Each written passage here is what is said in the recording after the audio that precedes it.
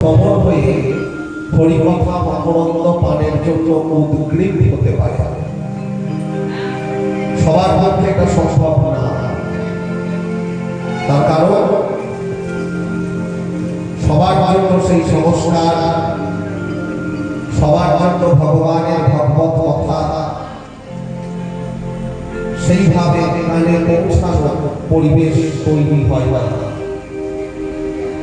শাস্ত্রকার বলে দিয়েছে, ব্রহ্মাণ্ড ভবিতে কোনো ভাগ্যবান গুরু কৃষ্ণ প্রসাদে পায় ভক্তি লতাদি।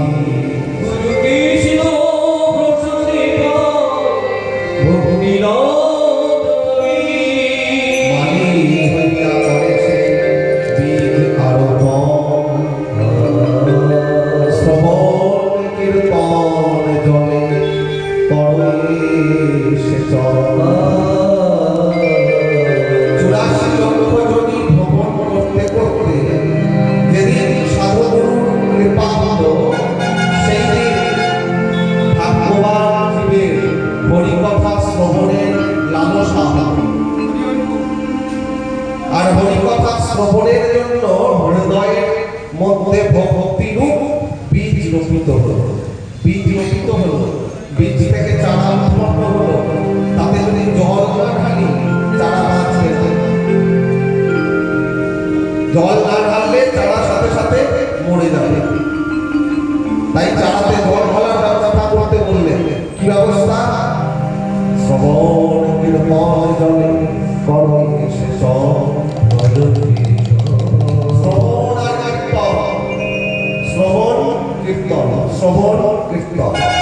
এই দুটির দ্বারা সেই হৃদয়ের মধ্যে উৎপন্ন হওয়া ভক্তিরূপ চারাটাকে বাঁচিয়ে রাখা সম্ভব হওয়া, নচেত সম্ভব নয়। তাই যারা এসেছে তারা অত্যন্ত ভাগ্যবান। ধর্মরাজ মন্দির প্রাঙ্গণে শ্রী শ্রী ধর্মরাজের পূজা উদযাপিত হয়েছে। সাধারণত ধর্মরাজ বলতে আমরা সাধারণভাবে যমরাজকে বুঝে থাকি। ধর্মরাজ যিনি আমাদের ধর্মের হিসাব রাখেন, যিনি আমাদের ধর্মের বিধানকর্তা, যিনি আমাদের পাপ পুণ্যের বিচারক, সেই যমরাজকেই আমরা ধর্মরাজ বলে সাধারণত জানি।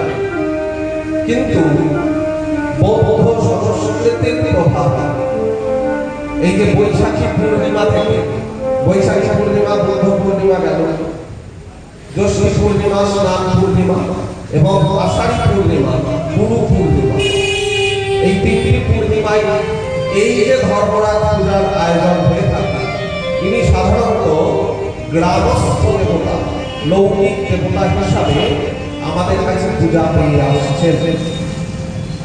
কিন্তু লৌকিকতা থাকলেও ধর্ম ঠাকুরের যে সুবিশাল মন্ত্রাদি ঋষিগণ রচনা করেছেন, সেই মন্ত্রগুলি কিন্তু অত্যন্ত অদ্ভুত। কারণ তাকে বলা হলো তিনি ব্রহ্ম, বিষ্ণু, মহেশ্বরের শক্তি যুক্ত। একসাথে ত্রিশক্তি মিলিত হয়ে যে শক্তিটা উৎপন্ন হয় তিনি নিরঞ্জন। ধর্মরাজকে বলা হয়, এই যে ধর্মরাজের আমরা পূজা করি, তিনি নিরঞ্জন নামে অভিহিত। এই ধর্মরাজ কিন্তু সেই যমরাজ নয়। সাধারণত যমরাজ বলতে আমরা, ধর্মরাজ বলতে আমরা যমরাজকেই বুঝি। কিন্তু এই যে ধর্মরাজ, তিনি সাধারণত আমাদের গ্রামের যে লৌকিকতা আড়ালে তিনি পূজিত হয়ে আসছেন দীর্ঘদিন ব্যাপী। বৌদ্ধ সংস্কৃতির প্রভাবে এই দেবতাদের পূজা আমরা করে আসছি। শাস্ত্রকার বলছে, ওম কলি কলুষ জনা নির্গুণান কৃতিনা। কলি কলুষ জনা, কলির যে কলুষতা, কলির যে কালিমা, কলির যে পঙ্কিলতা, এই কলি আমাদেরকে প্রতিনিয়ত গ্রাস করছে। এই কলি কলুষানা নির্গুণানা, যাকে সত্য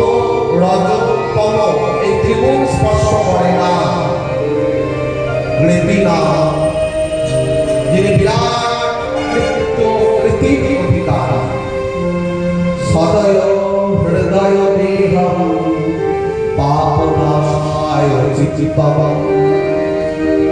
যিনি সর্বদার জন্য ভক্তদের প্রতি সদয়, যিনি ভক্তদের চিত্তের পাপ নাশকারী, পাপ নাশ করেন।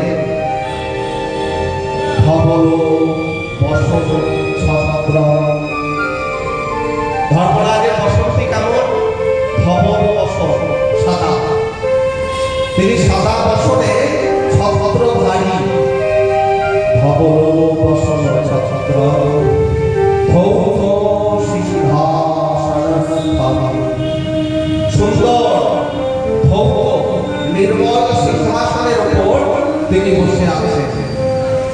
ভজত ভজত ধর্ম সর্বদেব প্রকাশ, সেই ধর্মের ভজনা করো যিনি সর্বদেবের প্রকাশ ও মুক্তি স্বরূপ। ওম ব্রহ্ম বিষ্ণু মহেশ্বর বীজং রক্ষতু সর্বদা তৎসর্বং কলিকালেন ধর্মরাজ নমস্তুতে। যিনি ব্রহ্ম বিষ্ণু এবং মহেশ্বরের বীজকে রক্ষা করেন, তিনি কলিকালে ধর্মরাজ রূপে পূজা পাচ্ছেন ভক্তদের কাছে। তৎসর্বং কলিকালেন, এই কলিকালে তিনি ধর্মরাজ রূপে ভক্তদের কাছে পূজা গ্রহণ করছেন। তাহলে লৌকিকতা মহাপ্রভু নির্দেশ করেছেন। নিত্যানন্দের পুত্র শিষ্য বৃন্দাবন দাস ঠাকুর লিখছেন চৈতন্য ভাগবতে, লৌকিক বৈদিক যত কিছু বিষ্ণু শক্তি, তা সবার প্রসাদে হয় কৃষ্ণের দৃঢ় ভক্তি। যত লৌকিক এবং